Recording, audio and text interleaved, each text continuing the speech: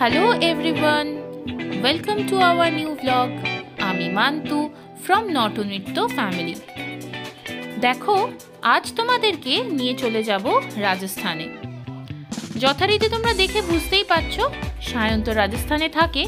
ও আমাকে কিছু videos, photos share করেছে। তোমরা ভাবছো কোথায় এই ছবিগুলো তোলা? এইগুলো তোলা জয়সালমীরে।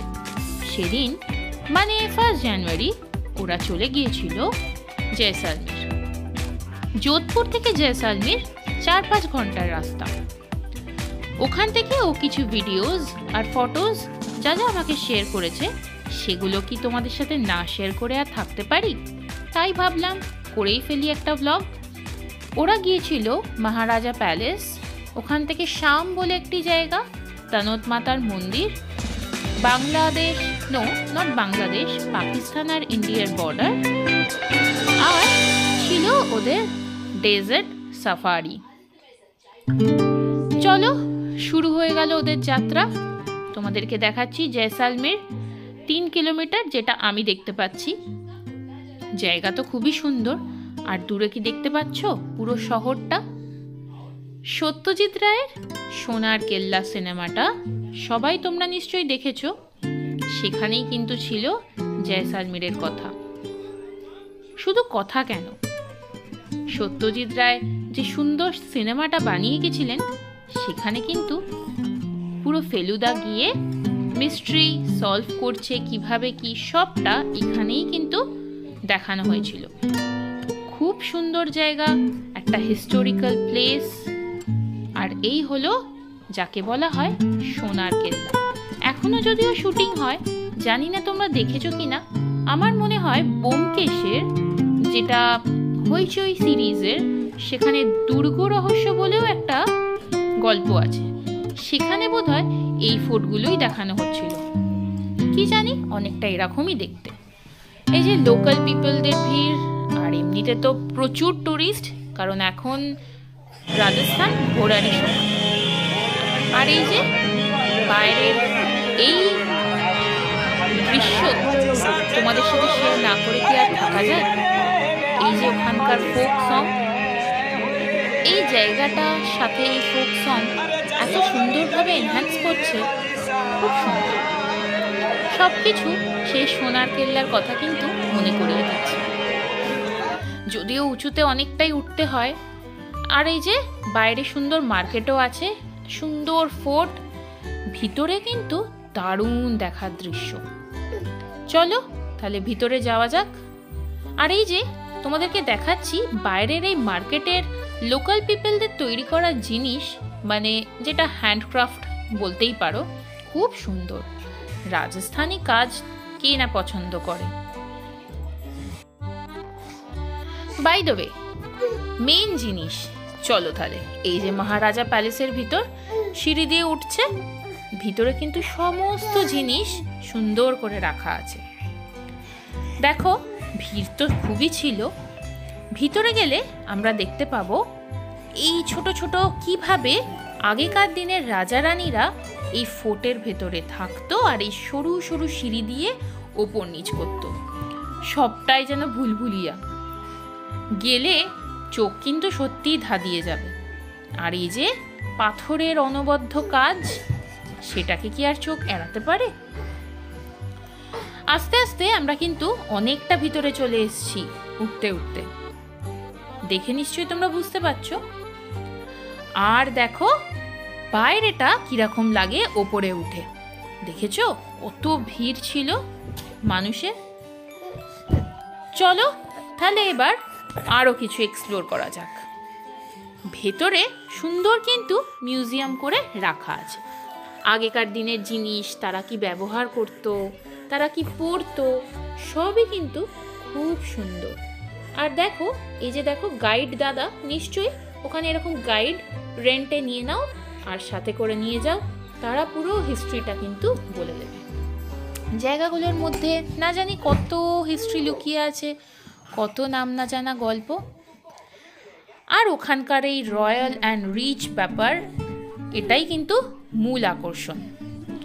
হাতের কাজ দেখেছো কত সুন্দর। খুব সুন্দর হাতের কাজ। আর তোমরা তো সবাই জানো ওখানকার মিনাকারি কাজ কিন্তু জগৎ বিখ্যাত, একদম ওয়ার্ল্ড ফেমাস। সেইগুলোই মানুষরা দাঁড়িয়ে দাঁড়িয়ে দেখছে। দেখো রাজা রানীর ব্যবহার করা সব জিনিস খুব সুন্দর করে সংরক্ষণ করে রেখেছে। কত বড় জামাটা, তাহলে মনে করাই যায় আগেকার দিনের মানুষ কত বড় ছিল। আর এই যে দেখো মিনের কাজ কত সুন্দর, কত ডেপথ কাজ। এগুলো যে এখনো সুন্দর করে রাখা আছে এটাই দেখলে চোখ জুড়িয়ে যায়, কি বলো, তাই নয় কি? এইবার দেখো সরু সিঁড়ি দিয়ে আরও ওপরে উঠে যাচ্ছে।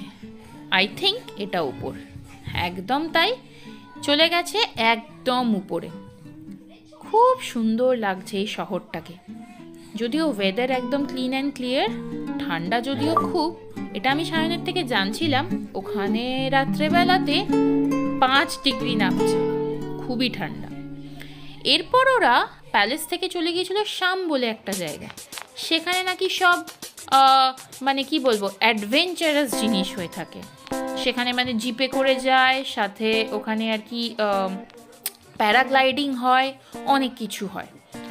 ওরা প্যারাগ্লাইডিং যদিও বলছিল করবে, আর করেনি। আর এই যে বালির শহরে জিপ না চললে কি হয়, সেই নিয়েই ওরা জিপে উঠে পড়ল। আর এই যে সাফারি করছে, এটাই ছিল একটা অন্যরকম এক্সপিরিয়েন্স। ওর মুখ থেকে সব পরপর শুনছিলাম খুব নাকি মজা করে দিনগুলো কাটিয়েছে। নট দিনগুলো, ওরা একদিনই গিয়েছিল, আর্লি মর্নিং বেরিয়ে ওরা একদম রাত 3টেয় সেদিন ফিরেছিল। অনেকটা দূর, 4-5 ঘন্টা মানে তো বুঝতেই পারছেন, এবার মাঝে তো ব্রেক দিতেই হবে। আর এই যে ডেজার্টের ওপর দিয়ে পুরো ছুটছে জোর।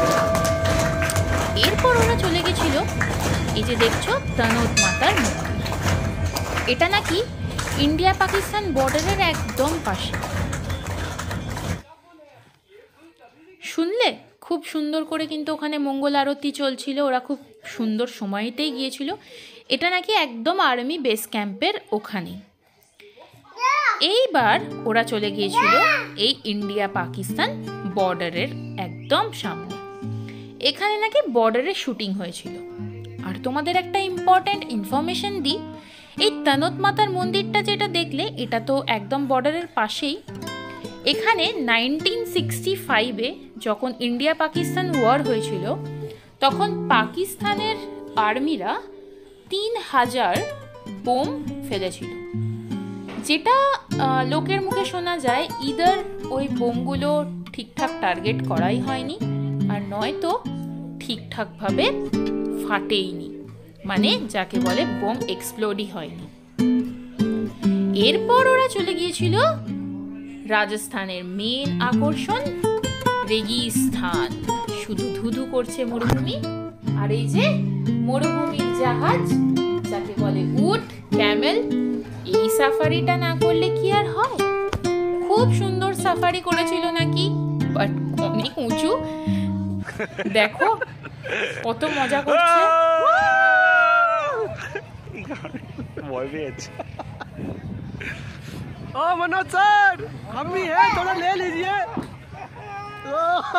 দারুণ মজা করছিল, খুব উঁচুতে তো, তাই একটু ভয়ও পাচ্ছিল। যাই হোক, সারা দিন ঘুরে বেরিয়ে আবার ব্যাক টু হোম।